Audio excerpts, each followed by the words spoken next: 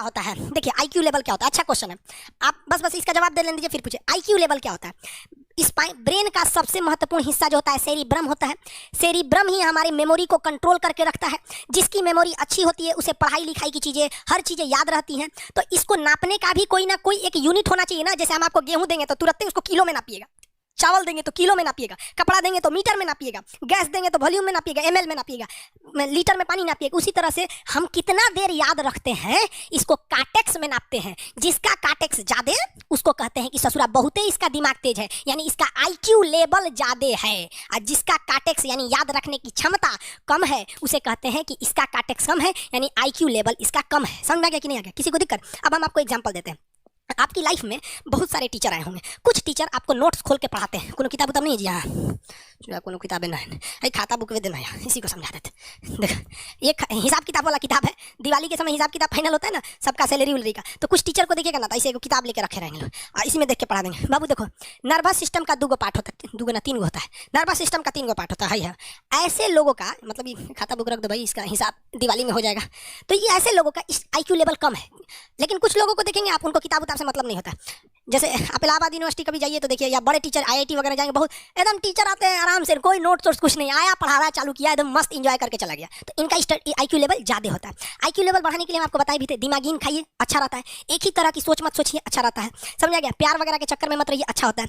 देखिए प्यार मोहब्बत आपको हो ही जाता है, ये उम्र की गलती है। लेकिन सही क्या है कि आपके अंदर एक समझदारी रहनी चाहिए कि भाई साहब ये उम्र की गलती है, तो इसे गलती भरी स्वीकार कीजिए। अपने आप को जीवन साथी बनाने की कोशिश मत करिए। बस ये एक समाज के लिए गलत है, हमारी संस्कृति के लिए नहीं है, तो आप करते हैं तो छुप के ही रहिए। एक इस लेवल के रखिए कि भाई हमारी लाइफ अलग है, तुम्हारी लाइफ अलग है, तुम टेम्पोररी आए हो, नहीं तो इसमें चल जाओगे। लेकिन अगर ये प्रेम मोहब्बत में पड़ेंगे तो हाइपोथैलेमस एक्टिव होगा, पूरा नर्वस सिस्टम को चौपट कर देगा। समझ में आ गया कि नहीं? आईक्यू लेवल क्या होता है? अब आप बताएंगे आईक्यू लेवल किसका अच्छा है? आईक्यू लेवल कैसे बढ़ाएंगे? तो याद रखिए, आईक्यू लेवल बढ़ाने के लिए सोने से पहले का आधा घंटा बहुत जरूरी होता है। सोने से पहले आधे घंटे दिन भर में जितना काम किए उसको सुबह से रात तक देखते रहिए। एक बार रिवाइज मारिए कि सुबह उठे थे, ये किए थे, इसके बाद पढ़े थे, क्या क्या पढ़े थे, खान सर ये पढ़ाए थे। आप कहीं मैथ पढ़े होंगे, उसको सोचिए मैथ में क्या पढ़ाया गया था, खटाखट खटाखट। आपको सोचना ही है ना, सोचने में कितना टाइम लगता है, खटाखट। तो अगर इसको रिवाइज करते रहेंगे, गिन के 42 दिन में आपका आईक्यू लेवल तेज हो जाएगा। फिर आप कहेंगे कि सर जी हमरो बिना किताब का याद हो गया। और अगर यही खत्म हो जाएगा तो क्या कहिएगा, आपका भी आईक्यू लेवल गिर जाएगा। सपना कैसे आता है? इसे जब ब्रेन की वजह से आता है।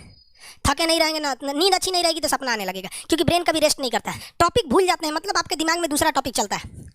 आप लाइफ में किसको किसको आई लव यू बोले हैं कभी भूले? नहीं। कौन कौन आपको मारा है या कुछ उल्टा सीधा बोला नहीं बोलते? रीजन क्या? आप कितनी बार किसी चीज को रिवाइज मारते हैं? 21 दिन के अंदर अगर आपका दिमाग कभी किसी चीज को रिवाइज मार दिया ना, तो फिर वो भूले नहीं देगा अगले 2 महीने तक। यानी हर 21 दिन पे उसको रिवाइज मारते रहिए, मारते रहिए। और अगर हर 7 दिन पे मारेंगे ना तो वो एकदम फिक्स हो जाएगा, एकदम फिक्स हो जाएगा। हम लोग को क्या है भैया, दिन रात पढ़ाते आदमी पगला जाता है। इसलिए आपको नींद में भी पूछेगा खान सर स्वायत्त तंत्रिका तंत्र किसे कहेंगे? ना स्वायत्त में कुछ नहीं आएगा, फिर ये आ जाएगा आपका सिंपैथेटिक और पैरासिम्पैथेटिक, बस ये आ जाएगा। क्यों इतना जल्दी रिवाइज मारा आदमी कि हमारा सबकॉन्शियस माइंड में घुस गया है। सबकॉन्शियस देखिए, कॉन्शियस माइंड उसे कहते हैं जिस पर हमारा कंट्रोल रहता है। जैसे हमसे कोई पूछेगा कि आप ये अगर पूछेंगे कि खान सर जो 1 हफ्ता क्लास नहीं लिए थे कहाँ थे, तो हम सोचने लगेंगे ये स्टूडेंट है, इसे हर बात क्या बताएगा आदमी कि किस डॉक्टर के पास थे, कहाँ गए थे। नॉर्मल बोल देंगे बाबू थोड़ा सा मेडिकल हेल्थ इशू था इसलिए चले गए। लेकिन अगर मम्मी पापा पूछेंगे तो हर चीज बताएंगे। तो जो चीज हमारे कंट्रोल में नहीं रहता है वो क्या कहते हैं? Subconscious mind. जैसे कोई हमारा नाम पूछेगा खटाक से बता देंगे खान सर, समझ में आ गया कि नहीं? ओरिजिनल नाम तो आपको भी नहीं बताते हम लोग। तो सबकॉन्शियस माइंड में घुसा दीजिए जो चीज। जैसे आप स्टेशन पे उतरिए या बस स्टैंड पे उतरिए, अपने घर जाने के लिए कभी रास्ता याद किए हैं? हाँ, इसके बाद दाहिने मुड़ना है, बाएं मुड़ना, आप फोन पे बतियाते भी चले जाते हैं। तो जब कभी किसी चीज को बहुत बार रिवाइज मार देते हैं तो चला जाता है सबकॉन्शियस माइंड में, फिर आपको याद करने की जरूरत नहीं है। सपना कैसे आता है?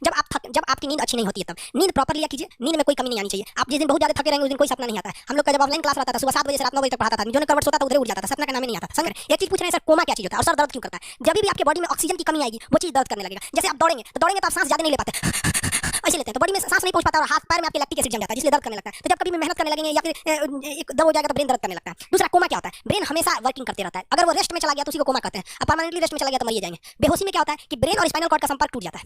ब्रेन और स्पाइनल कॉर्ड का संपर्क टूट जाता है तो उसी को क्या कहते हैं? बेहोश हो गया। पानी नहीं छिड़केंगे ना तो स्पाइनल कॉर्ड में उसमें संपर्क जुड़ जाएगा। लेकिन ब्रेन और स्पाइनल कॉर्ड काम ही नहीं कर रहे हैं तो कोमा में चलेगा। कोमा को हाफ डेथ कहा जाता है, आधा मरा हुआ व्यक्ति है। जो व्यक्ति कोमा में चला जाता है ना, कोई जरूरत नहीं है, जरूरी नहीं कि वापस आएगा ही आएगा। लेकिन बेहोश है तो कोई दिक्कत नहीं, पानी फेंकिए मार देगा। उसको कहते हैं बिहार में लोग दांत लग गया, पीट मार दिया, पानी फेंके सही हो जाएगा।